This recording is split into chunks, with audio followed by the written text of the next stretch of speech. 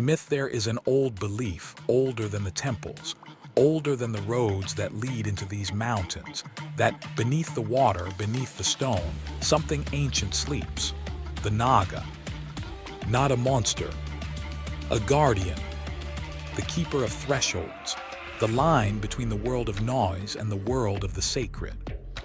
In the old stories, the Naga dwelled in rivers, in springs, in the deep places where water meets earth. It did not simply live near sacred ground. It decided what ground became sacred.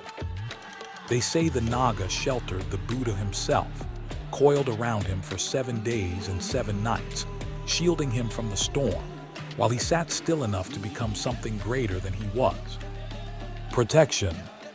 Transformation. That is the old story. And there is another truth about the Naga, one people forget. It is not only light. It carries darkness too. Because the Naga was never meant to represent perfection. It was meant to represent the struggle. The coil between who you are and who you could become, wrapped around each other, inseparable. That is the part of the myth most people leave out.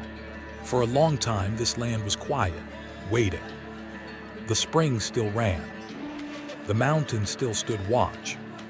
But nothing had been built here worthy of the name. Now there is a ring, small in the shadow of these mountains. But make no mistake, it is a threshold. Every threshold needs a guardian, and a guardian needs something to guard. It needs the one still becoming, because that is who the Naga has always called. Not the finished, not the comfortable, the unfinished, the one still coiled in their own struggle, still deciding which version of themselves gets to win. You already know who you are outside these mountains. The version that answers emails at midnight. The version that scrolls instead of sleeps. The version that says someday so often it has become a kind of prayer. A prayer to a self you keep almost becoming, but never quite do. That version does not survive the threshold. It is not supposed to.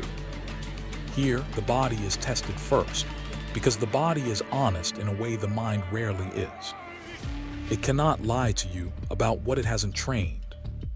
Round by round, it will tell you the truth.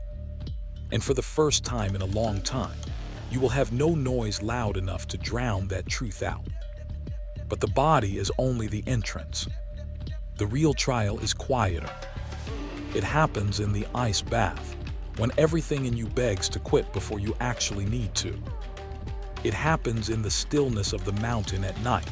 No phone, no noise, nothing left to distract you from the sound of your own thoughts. That is the guardian's real test. Not whether you can fight, whether you can sit with yourself honestly and still choose to keep going. Strength built this way cannot be faked, and it cannot be bought. It is forged the old way. Sunrise by sunrise, breath by breath, until the self that walked in here sheds away, the way a serpent sheds its old skin, not because the old skin was weak, but because it was never meant to last forever. Something is waking up in these mountains. You can feel it in the ground beneath the ring, in the water running through the springs, in the quiet electricity of a place that has been waiting a long time for someone worthy of crossing its threshold. The only question is whether you'll answer the call or keep walking past the mountain, telling yourself someday. Someday is not a training camp. Someday is just distraction, wearing a more patient disguise.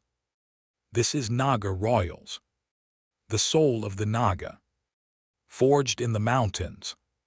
Awaken the warrior within.